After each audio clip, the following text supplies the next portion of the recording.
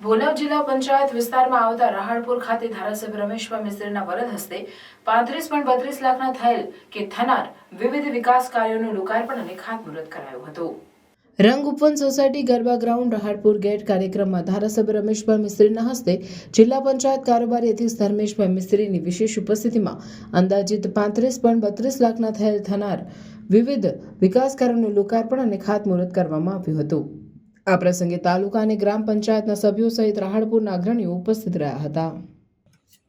અલગ અલગ જે બી જરૂરિયાત જ્યાં હોય છે ત્યાં અમે એમનું ધ્યાન દોરીએ છીએ, એ પણ અમારું ધ્યાન દોરે છે અને તાલુકા પંચાયત, જિલ્લા પંચાયત, ગ્રામ પંચાયતના સરપંચ, ડેપ્યુટી સરપંચ બધાને સાથે રાખીને આ વિસ્તારનો વિકાસ કેવી રીતના થાય એની હંમેશા ધ્યાન આપે છે।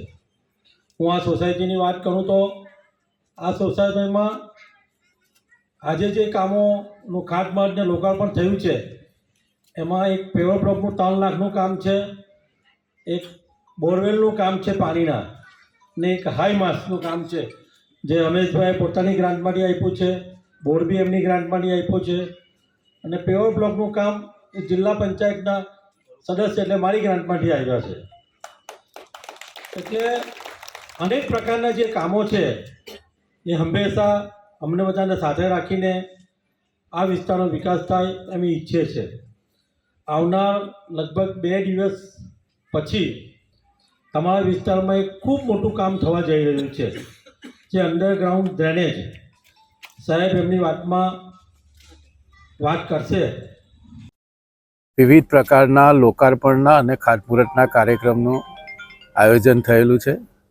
35 લાખ રૂપિયાના ખર્ચે જુદા જુદા પ્રકારના વિકાસના કામો લોકાર્પણ થઈ રહ્યા છે અને નવા કામોનું ખાતમુહૂર્ત કરવામાં આવ્યું છે। પેવર બ્લોકના કામો, કોમન પ્લોટમાં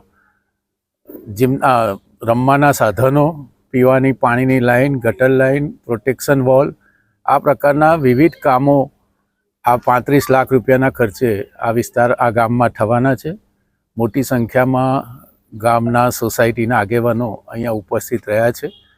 ઘણા સમયથી આ બધા કામો મંજૂર થયેલા હતા, અનેક કામો થઈ ચૂક્યા છે અને નવા જે કામોનું આજે ખાતમુહૂર્ત થયું છે એ પણ નજીકના દિવસોમાં થઈને પૂરા થશે।